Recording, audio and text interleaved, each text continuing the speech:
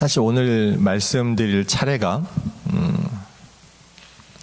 사무엘상 8장 말씀이었는데 사람들이 왕을 원하는 것이 왜 그렇게 죄가 되고 악이 되는지에 관한 말씀인데 제가 짧은 기간에 너무 반복해서 많이 말씀드린 것 같아서 살짝 비켜가서 9장 말씀으로 넘어왔습니다. 그래도 또 그 이야기는 할 겁니다. 너무 중요하게 여기는 이야기라서 그 이야기는 계속 반복해서 드릴 것 같아요. 그런데 신명기 17장 말씀을 보시면요, 재미있는 부분이 있습니다. 신명기 17장 말씀을 보면 하나님의 율법에 관해서 쭉 나오다가 갑자기 이런 구절이 들어가요. 너희가 만약 너희 주변에 다른 나라들이 다 왕이 있으니까 너희도 왕이 있으면 좋겠다라고 되거든 이런 왕을 세우라는 그런 지침이 딱 나오게 됩니다. 그러면서 왕에 대한 경고의 말씀도 나와요. 왕은 이렇게 해야 된다라고. 그러면 우리가 자연스럽게 의문을 가질 수가 있겠죠. 아니 사무엘상 8장에서 그렇게 왕을 요구한 게 그렇게 막 큰 죄라고 악이라고 또 그 외에도 또 나옵니다. 했는데 아니 가나안 땅에 들어가기도 전에 이미 신명기 17장에서 왕이 있을 걸 하나님이 아셨네요. 아니 이게 어떻게 된 겁니까? 이미 아셨으면서 이스라엘 백성들이 왕을 원할 걸 아셨으면서 왜 나중에 그렇게 화를 내십니까? 라는 거죠. 이 부분에 관해서 제가 몇 번 말씀드린 적이 있고 앞으로도 또 계속 말씀드릴 겁니다만 하나님께서 죄를 바라보시는 관점, 하나님께서 우리 사람들의 삶을 바라보시는 관점과 우리가 보는 관점이 다르다는 것을 제가 반복해서 말씀드렸고 또 거기에 대해서 깊이 말씀드릴 겁니다. 오늘 보는 또 관점은 또 짧게 말씀드리면 그런 거예요. 요새 AI 이야기가 정말 많이 들려오죠. 몇 년 전에 비해서도 훨씬 발전된 모습들을 봅니다. AI, 양자 컴퓨터, 가상화폐, 여러 가지 정말 신경 써서 쫓아가지 않으면 그게 뭔지도 잘 모르겠는 것들이 무수히 쏟아지고 있죠. 그리고 그만큼 우리 세상은 빠르게 바뀌고 있습니다. 좋은 면으로 발전하기도 하고 나쁜 쪽으로 바뀌기도 하죠.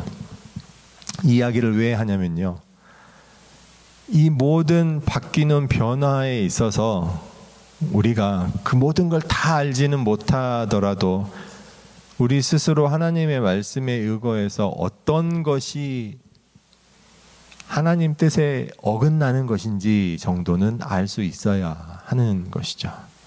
그러면 여러 가지 바뀌는 것들이 있을 때 그걸 하나님께서 다 허락하신 거예요. 이건 이제 단어에 대한 정의가 정말 필요한 것입니다만 세상이 그렇게 바뀐다고 해서 하나님께서 그 나쁘게 바뀌는 것들을 다 허용하신 것은 아니라는 거예요. 정말 표현하기가 어렵습니다만 이제 다윗 왕도 나오는데 다윗 왕도 아내가 여럿이었죠. 그런데 신명기 17장의 말씀을 봐도 왕에게 아내를 여럿 두지 말라고 하셨어요. 그런데 다윗은 아내를 여럿 두었습니다.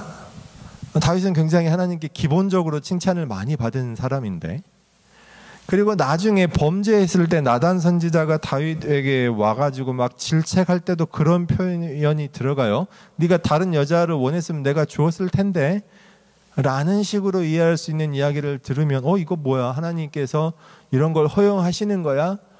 라고 생각할 수 있는데 그게 아니죠. 하나님께서 죄를 바라보시는 것과 세상을 바라보시는 것이 우리가 생각하는 것과 많이 다를 수 있다라는 겁니다. 예를 들어 그런 거죠. 가상화폐가 새로 나왔는데 사람이 우리가 돈을 벌어서 세금을 내지 않으면 어떻게 됩니까? 당연히 죄가 되고 잡혀갈 겁니다. 구속되겠죠. 주식 투자 같은 거에서 돈을 벌었어요. 근데 세금을 사실 안 낼 수도 없을 거예요. 미리 가져가니까. 근데 안 내면 어떻게 됩니까?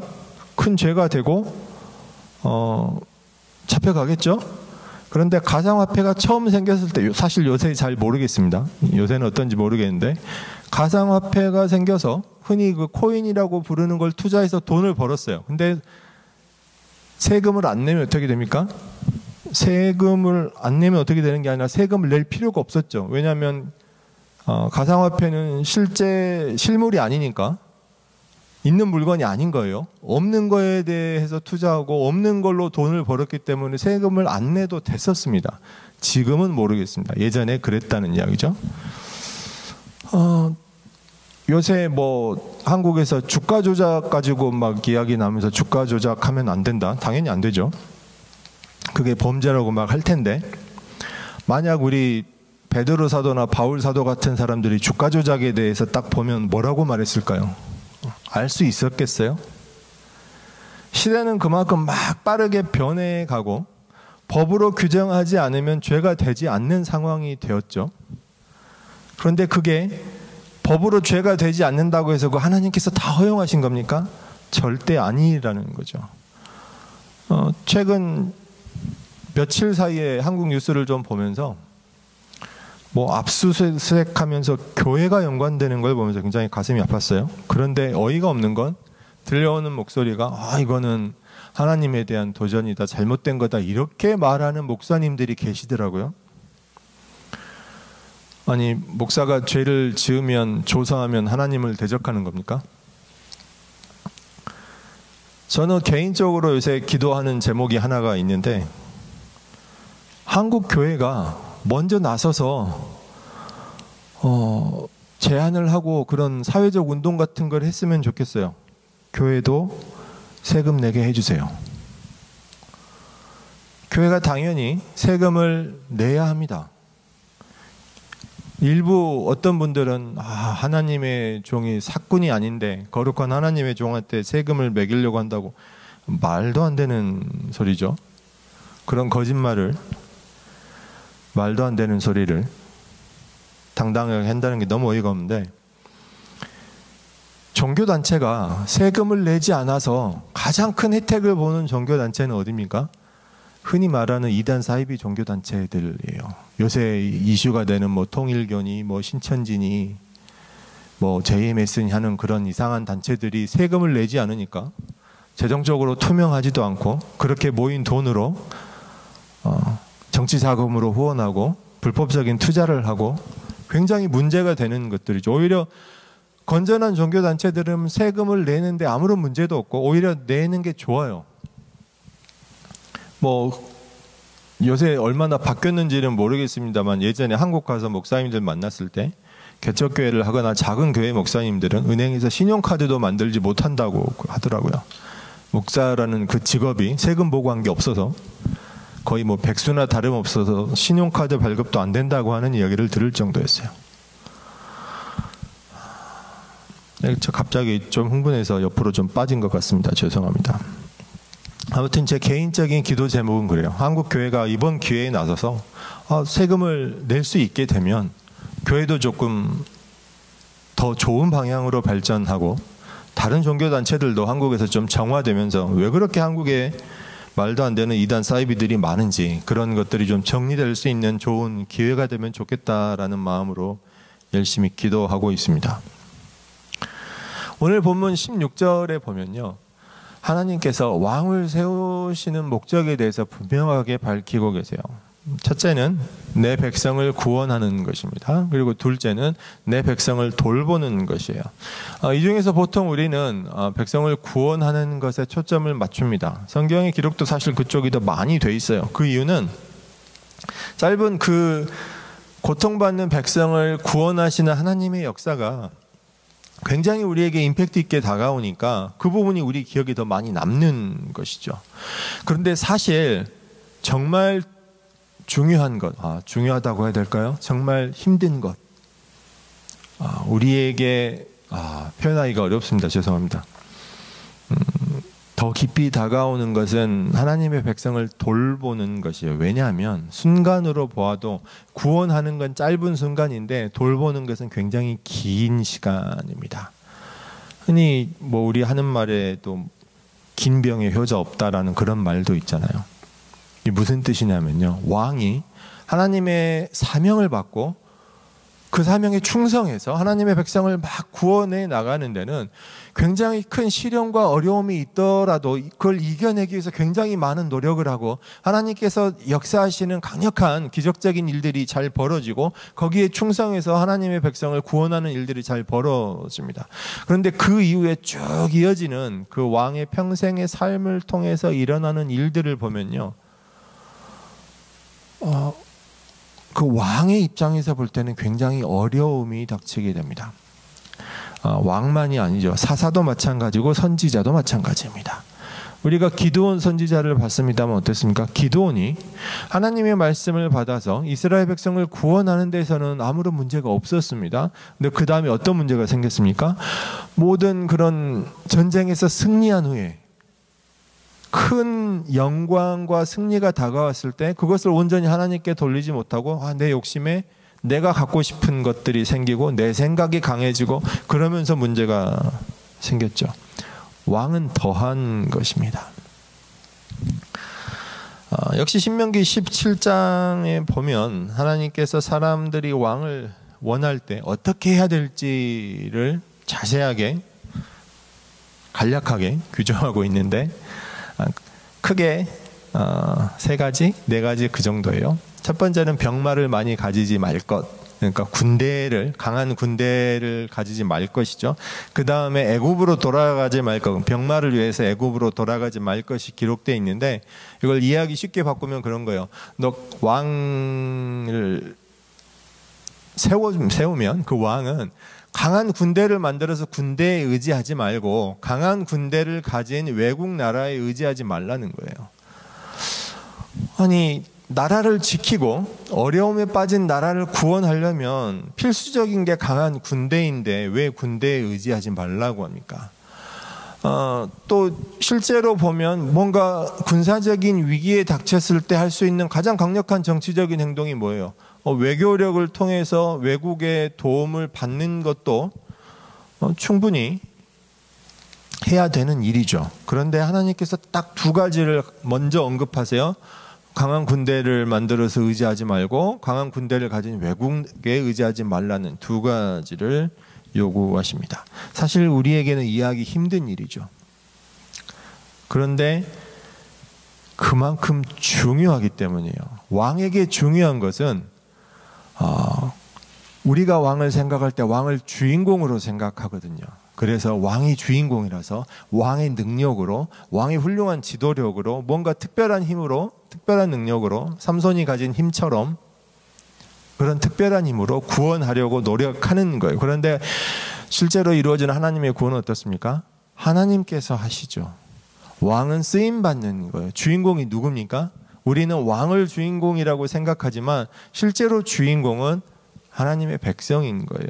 제가 오늘 본문 말씀에서 밝힌 것처럼 그렇잖아요. 하나님께서 내 백성의 부르짖음을 들었다고 하셨어요. 그래서 그들을 구원하기 위해서 그들을 돌보았다라고 하셨어요. 하나님께서 왕을 세우신 것 자체가 하나님의 백성을 돌보신 거예요. 그리고 백성을 다스리라고, 통치하라고 하시죠. 그런데 그 통치가 우리가 생각하는 것과 조금 다르다는 것입니다. 하나님께서 기름 부으신 사울과 다윗을 한번 볼까요? 또 이런 의문을 가지는 분들이 많이 있죠. 하나님께서 왕을 세우셨는데, 하나님께서 사울을 부르고 기름 부으셨고 다윗을 부르고 기름 부으셨는데 왜 사울을 부르셨을까요? 라고 의문 가지시는 분들이 있습니다. 사울이 실패할 걸 하나님께서 모르시지 않았을 텐데, 아니 처음부터 다윗을 세우시지 그랬습니까? 왜 실패할 사울을 세우셨나요?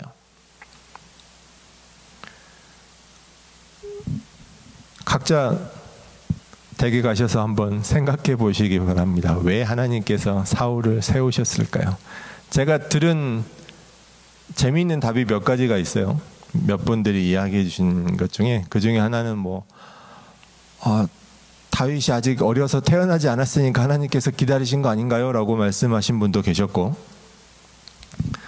처음부터 다윗이 등장해서 성공하면 사울은 나올 수가 없잖아요 라고 이야기하신 분도 계셨고, 그 외에 여러 가지 답이 있었습니다. 이건 뭐 정답을 여러분께 말씀드리기 위해서가 아니라 하나님께서 왕을 세우실 때 어떤 것들을 생각하고 세우시는지, 우리에게 무엇을 알려주려고 하시는지를 여러분이 한번 생각해 보셨으면 좋겠어요. 자, 다시 본문으로 돌아와서 사울이 이스라엘 백성을 어떻게 구원했습니까? 전쟁이라는 수단을 사용했습니다. 물론 전쟁이라는 수단을 사용하면서 사울이 잘못한 게 있었어요. 사무엘에게 질책을 받고 또 범죄한, 하나님의 말씀을 듣지 않고 범죄한 것이 있어서 실패를 합니다만, 그래도 전쟁에서 승리하면서 왕국을 세워 나갑니다. 하나님께서 구원하신 거예요. 실패한 사람을 통해서도 하나님께서 사용하시고 나라를 세워 가십니다.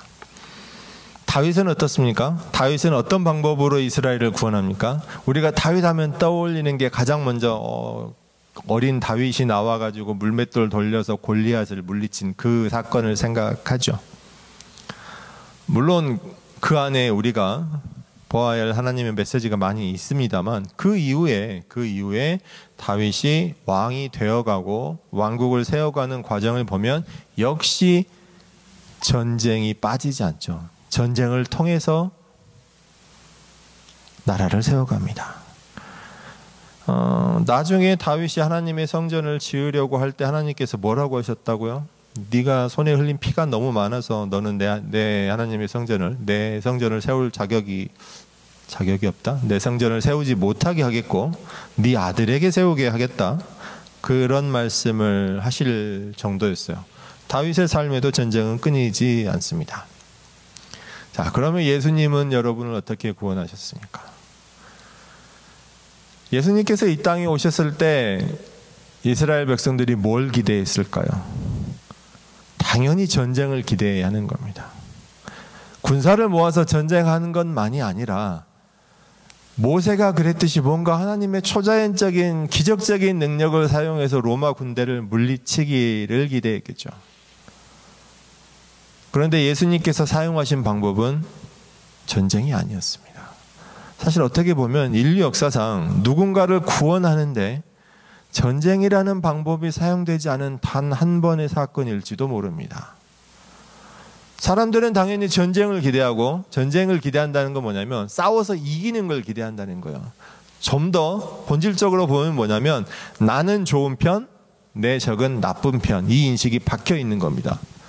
나는 좋은 편이니까 나를 괴롭히는 저 나쁜 편을 물리쳐야 되는 거예요. 뭘로? 싸워서 승리하는 것, 이것을 원하죠. 근데 예수님께서 사용하신 구원의 방법은 싸우는 방법이 아니었던 거예요. 그걸 본질적으로 이야기하면 뭐냐면 내 편은 좋은 편, 내 편이 아니면 나쁜 편이라는 이 기본적인 구도가 우리 머릿속에서 깨트려져야 한다는 겁니다. 이게 사실은 우리가 믿는 예수 그리스도의 복음의 시작입니다.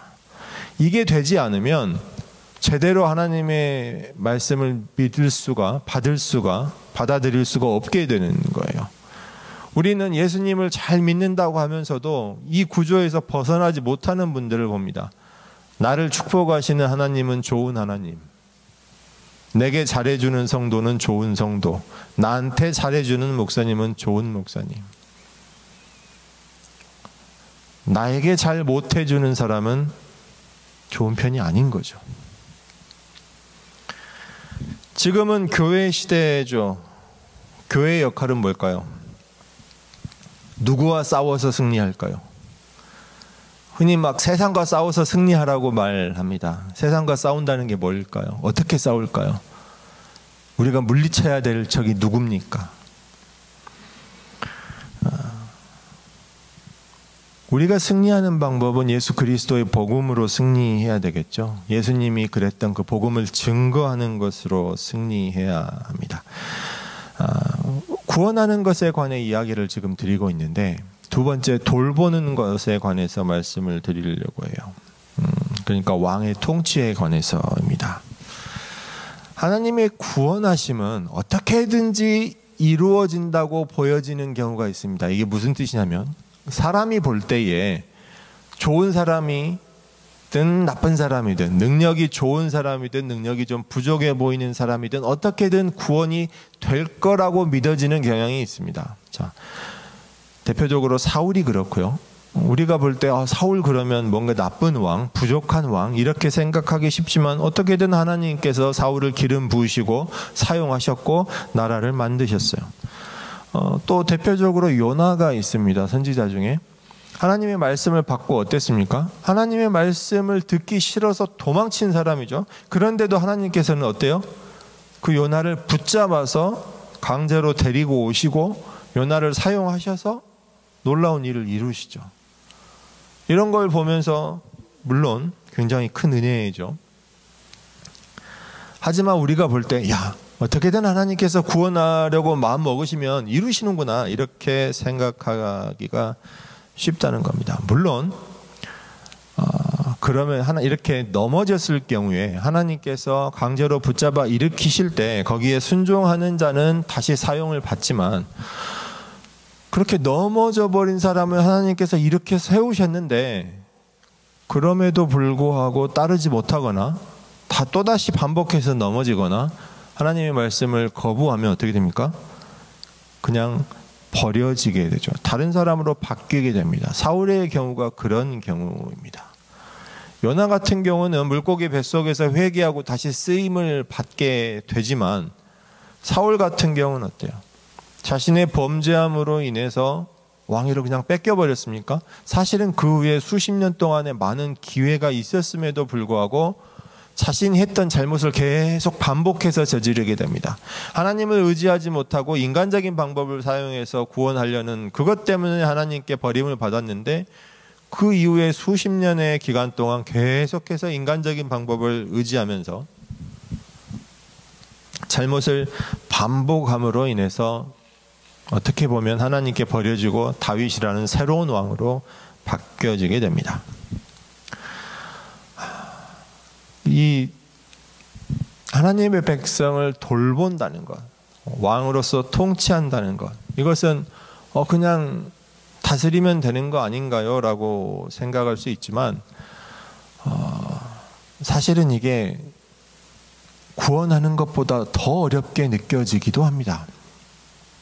솔로몬 이후에 이스라엘과 유다 두 왕국으로 나누어졌을 때 사실은 이스라엘이 훨씬 더 강한 나라였어요. 쉽게 표현하면 12지파 중에 10지파가 이스라엘로 갔잖아요. 유다는 그냥 유다 중심의 베냐민 조금 있을 정도였으니까요.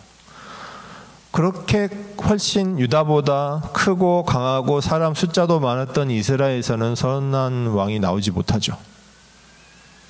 유다는 반면에 그래도 악한 왕이 있다가 간혹 잊어먹을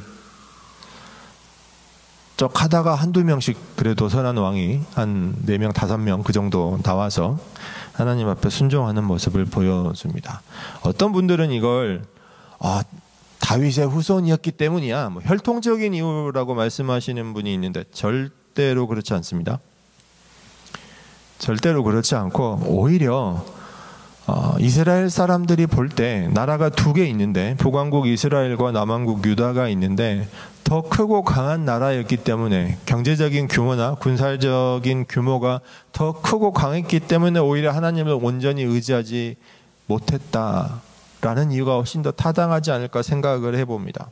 오히려 더 작고 약한 유다였기 때문에 오히려 더 하나님을 의지할 수 있지 않았나라는 생각을 해봅니다. 물론 진정한 이유는 제가 그 시대를 살지 않았기 때문에 알 수 없겠지만 하나님께서 우리에게 보여주시는 그런 왕의 다스리는 모습, 왕의 통치하는 모습을 보면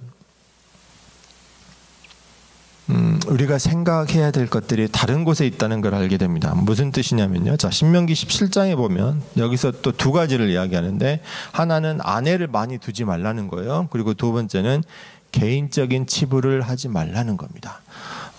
이 두 가지를 보면서 저도 그렇게 착각한 적이 있습니다. 젊었을 때. 무슨 이야기냐면 이 두 가지가 정말 중요하구나. 아내를 많이 두지 말라는, 물론 지금 현대 아내를 많이 두는 사람은 거의 없겠죠. 이거는 성적인 순결함을 이야기하는 거죠. 성적으로 간음하는 죄를 경계해야 하는 것, 또 개인적인 치부하지 말 것, 목회자로서 당연히 재정적으로 투명하게 운영하고 내가 재정적으로 결백함을 보여야지라는 그런 생각에 굉장히 집중했던 적이 있습니다. 그게 잘못됐다는 게 아니에요. 그게 중요합니다. 중요한데 하나님의 말씀을 잘 보면 이것만 지키면 된다가 아니에요. 왕이 아내를 많이 두지 말고 개인적인 치부를 안 하면 돼가 아니고 왕이 해야 될 것은 하나님의 말씀을 가까이 하고 하나님의 백성들의 하나님의 말씀을 지키게 하는 거예요. 그게 왕이 할 일인데 이 두 가지는 그럼 왜 나왔냐? 가장 위험한 함정이기 때문입니다. 가장 위험한 시험이기 때문이에요. 가장 잘 빠지는 죄이기 때문입니다. 사울과 다윗과 솔로몬을 보면 알 수 있어요. 사울도 다윗도 솔로몬도 다 이 시험으로부터 자유롭지 못했습니다. 지금 교회는 어떻습니까?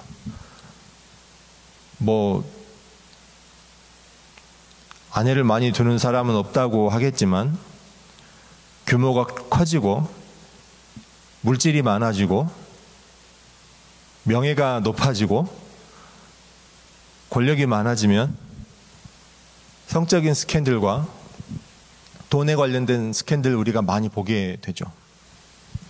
그래서 저도 젊었을 때 그런 생각을 더 집중적으로 했던 것 같아요. 절대 이런 시험에 빠지지 말아야지. 이게 잘못됐다는 게 아닙니다. 이게 목표가 되면 안 된다는 말씀을 오늘 가장 여러분께 드리고 싶은 거예요. 우리 그리스도인의 삶에 있어서 성적으로 결백해야 하고 재정적으로도 돈 때문에 죄에 빠지는 일이 없어야 하겠지만 그게 우리 삶의 목표가 되면 안 된다는 거예요. 그건 그냥 가장 조심해야 되는 것입니다. 그럼 우리 목표는 뭡니까? 예수님께서 가신 길이 있잖아요. 그 길을 따라가는 게 우리 목표인 거예요. 근데 그 길에 위험한 것들이 시험이 있을 수가 있어요. 그게 돈과 관련된 것, 간음과 관련된 것들이 있겠죠. 거기에 대해서 충분히 경고해야 하지만 삶의 목표가 그런 것들을 피하는 데 있어서는 안 돼요. 우리 목표는 어디까지나 예수님 가신 그 길을 따라가는 데 있는 겁니다. 자, 왕의 통치를 볼까요? 마찬가지입니다. 하나님께서 왕에게 이런 경고를 주실 때 왕에게 굉장히 높은 도덕적 기준을 주시면서 야, 너 이렇게 살아야 돼 라고 하시는 게 아니에요. 만약 그렇다면 다윗이 밧세바와 간음했을 때 이미 그는 쫓겨났어야 했어요. 용서받을 수 없어요. 간음하고 자기 부하를 배신해서 죽이고 이미 그 순간 끝이에요. 용서받을 길이 없죠. 그런데 다윗이 하나님께는 용서받았죠. 물론 그 이후에도 다윗의 부족한 점이 있었고 그래서 많은 대가를 치르게 됩니다. 하지만 그럼에도 불구하고 하나님께서 다윗을 그 자리에 그대로 놓고 사용하신 데는 정말 중요한 것이 높은 도덕적 기준에 있는 것이 아니라 하나님께서 맡기신 사명을 잘 감당하는 데 있기 때문입니다. 이게 무슨 뜻이냐면요. 교회가 높은 도덕적 기준을 가지고 성도들에게 그것을 목표로, 삶의 목표로 두고 가르치게 되면 그게 바로 곧 어떻게 보면 율법주의에 빠지는 길이 됩니다. 높은 자리에 서서 높은 도덕적 기준을 가르치고 죄에 대해서 말하면서 정죄하는 것은 굉장히 쉽습니다. 성도의 삶에 어떤 어려움이 닥쳐도 회개하세요. 뭔가 죄 짓지 않았어요? 이렇게 말하는 건 정말 쉬운 일입니다. 근데 그게 하나님께서 맡기신 일은 아니라는 거죠. 하나님께서 말씀하신 백성을 다스리라, 백성을 돌본다는 왕의 통치. 지금 교회가 맡은 교회의 통치는 뭘까요? 교회가 성도들에게 해야 하는 것. 무엇을 다스리고 무엇을 돌봅니까? 왕의 역할을 잘 보면 힌트를 받을 수가 있는데요. 선지서에 굉장히 많은 선지자들이 나와서 하나님의 말씀을 선포합니다. 근데 그 많은 선지자들이 하는 공통적인 이야기가 있어요. 오늘 아까 우리가 죄의 고백과 용서의 시간에 제가 그 말씀한 것도 있습니다만 모든 선지자들이 공통적으로 이야기하는 게 뭡니까? 하나님의 공의입니다. 하나님의 공의가 없다는 거예요. 선지서들에서 공통적으로 뭐라고 합니까? 너희가 뇌물을 받고 판결을 굽게 한다고 합니다. 가난한 자들, 약한 자들이 핍박을 받고 빼앗기고 눈물을 흘린다고 합니다. 그런데도 그런 것들이 고쳐지지 않아요. 그럴 때 하나님께서 선지자를 보내서 잘못된 것을, 죄를 선포하고 경고하시는 거예요. 그런데도 이스라엘이 그걸 들었습니까? 듣지 않고 회개하지 않고 바뀌어지지 않고 여전히 사회에는 하나님의 정의가 없고 어떻게 됐습니까? 결국 나라가 망하죠. 그래서 예수님이 오실 수밖에 없던 겁니다. 자, 우리가 많은 정치인들을 봅니다. 그 중에 예수님을 믿는다고 하는 정치인도 있었죠. 교회 다니시는 분.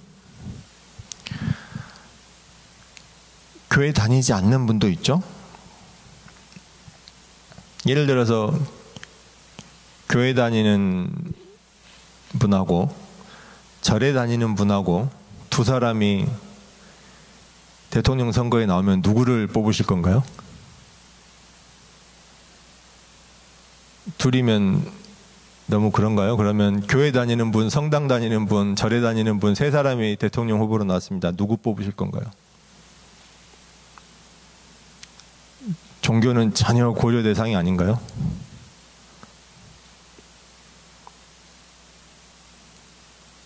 신명기 17장에 보면 거기 또 나와 있습니다. 왕을 누구를 뽑으라고. 물론 해석을 어떻게 하느냐는 조금 다를 수 있겠습니다만 그 사람이 가진 종교로 판단하지 않고 그 사람이 걸어온 삶을 가지고 판단해야 합니다. 뭘 판단해야 합니까? 하나님의 공의가 지켜지는 삶이었는지, 그 사람이 말하는 게 하나님의 공의를 지키자고 말하는 것인지를 봐야 합니다. 과거 부끄럽게도 한국에 무슨 기독당 하면서 무슨 당 하면서 교회 목사라고 대통령 선거에 나온 사람들이 있었죠. 물론 당선 가능성은 없이 막 그랬습니다만 그 사람들이 내건 공약을 보면요, 너무 어이가 없었어요. 교회 다니면 아파트 한 채씩 준다거나 전혀 하나님을 모르는 사람들인 거죠. 하나님의 말씀이 이 땅에 이루어지게 하는 것이 왕이 받은 사명이었던 거예요. 이때 당시 말씀입니다. 그럼 현대는 어떨까요? 교회의 사명은 뭘까요? 열심히 예배드리고 교회를 성장시키고, 중요합니다. 당연히 그렇게 해야죠. 또 교회가 외부 활동을 열심히 하고 당연히 해야 합니다. 선교 열심히 하고 구제 활동 열심히 하고 해야 합니다. 근데 그게 목표입니까? 가장 근본적인 목표는 뭡니까?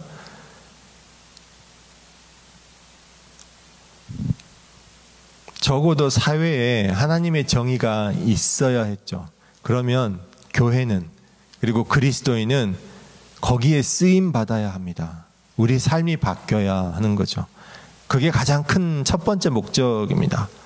우리가 예수를 믿는다면, 예수님을 믿는다면, 그래서 내가 그리스도인이 됐다면 내 삶을 통해서 하나님의 공의가 이루어져야 합니다. 그 이루시는 건 하나님이 하시겠죠. 적어도 그 하나님의 공의에서 벗어나서는 안 된다라는 말입니다. 너무나 뻔한 답이었습니까? 근데 이 너무나 뻔한 답이 사실은 정말로 힘든 것입니다. 과거 나이 드신 분들 가운데서는 예전 이야기 하면서 제가 들은 기억이 있는데, 한국이 건국했을 때 첫 번째 국회는 하나님께 기도하고 시작했는데, 그런 이야기를 들은 적이 있습니다. 맞습니다. 기록에도 남아 있어요. 첫 번째 재헌국회라고 부르나요? 그 국회에서 국회의원들이 다 함께 하나님께 기도하고 시작했습니다. 굉장히 감격스러우십니까? 하나님께서 그걸 기뻐하셨을까요? 하나님께서 혹시 가증하게 여기시지는 않았을까요? 하나님께 기도하고 시작한다고 그 국회가 하나님 앞에 거룩해집니까? 실제로 이루어진 정치 행위를 통해서 대한민국의 국민들이 사회적 공의가 이루어지는 나라 속에서 살아갔는지, 아니면 가진 자에게 불공평한 대우를 받으면서 살아갔는지, 그걸 먼저 봐야 되지 않을까요? 그때 그렇게 기도하면서 시작했던 국회가 주동이 돼서라고 하긴 좀 그렇네요. 결부가 돼서, 잘 아시는 적산가옥 불화가 있죠. 일본이 남기고 간, 일제강점기 시절에 남기고 간 재산이 분배되는 과정이 있었는데 절대 공평하지 않았죠. 교회는 많이 혜택을 본 편이었습니다. 그 사실을 자랑스럽게 여기는 분들이 있는데, 그 사실은 자랑스러운 게 아니고 부끄러운 일입니다. 세상에는 나를 즐겁게 하고 나를 기쁘게 하는 일들이 많습니다. 그런데 잘 생각해 보셔야 돼요. 이게 모든 일을 판단하기는 어려우실 수 있어요. 지금 세상이 너무나 복잡하니까 어려우실 수 있지만, 그래도 나를 기쁘게 하고 나를 즐겁게 하고 내가 막 자랑스럽게 여기는 것들이 하나님의 공의와 비추어 봤을 때 반대되는 자리에 있지는 않나? 라고 경계하셔야 합니다. 이거는 비교적 쉽게 판단하실 수 있어요. 왕의 역할에는 자신이 통치하는 나라가 사회적 정의가 지켜지도록, 하나님의 말씀이 지켜지도록 감당해야 될 책임이 있습니다. 그리스도인에게는 어떤 책임이 있습니까? 우리가 살아가는 사회가 하나님의 말씀이 지켜지도록, 여기서 하나님의 말씀이 지켜지도록 한다는 것은 이 불신자들에게 하나님의 말씀을 강제로 주입하라, 이게 아니고요. 사회적 공의가 지켜지는 사회가 되는데 우리가 반대되는 입장에 있어서는 안 된다라는 겁니다. 사랑하는 성도 여러분, 예수님께서 가신 그 길을 고민하고 따라가시기 바랍니다. 그 길은 전쟁으로 싸워 승리하는 게 아니라 예수님께서 사랑으로, 희생으로, 우리를 사랑해 주심으로 싸워서 승리하신 길입니다. 그게 우리 삶의 목표입니다. 그 길이 무조건 순탄하다, 무조건 다 그냥 성공으로 이어진다라고 말씀드리지는 못하겠습니다. 그 중간중간에 위험이 있을 수도 있고 시련이 있을 수도 있어요. 충분히 경계되어야 합니다. 충분히 회개의 말씀이 선포되어야 합니다. 그런데 그게 목적이어서는 안 돼요. 어디까지나 우리 목적은 주님 가신 길을 따라가는 데 있다는 사실을 기억하시고, 중간에 시련이 닥쳐오더라도 포기하지 않고 너무 거기에 매몰되지 않고 하나님을 믿고 의지하는 믿음을 가지시기 축복합니다. 두 인생을 비교해 보시면 돼요. 인생에 닥쳐올 여러 가지 시험과 어려운 것들을 지나치게 매달리고 걱정하고 염려하는 삶과, 그런 것들을 충분히 경계는 하되 주님을 믿고 의지하는 삶이 나중에 인생을 쭉 산 다음에 돌이켜 봤을 때 어떤 다름으로 다가올지를 고민해 보시기 바랍니다. 물론 전제는 있죠. 예수님을 모르는 사람, 하나님을 모르는 사람은 둘 다 아예 해당되지 않습니다. 내가 예수님을 믿는다고 고백한다면, 내가 하나님의 백성이라고 고백할 수 있다면 주님 가신 그 길을 믿음을 가지고 따라가실 수 있는 저와 여러분 되시기를 축원합니다. 주님의 인도하심과 보호하심, 설령 내가 시험에 빠졌더라도 다시 나를 건지시고 일으켜 세우시는 주님의 은혜를 믿으시기 바랍니다. 또 그러한 은혜가 매일매일의 삶을 통해 일어나는 저와 여러분 되시기를 주님의 이름으로 축원합니다. 기도하겠습니다.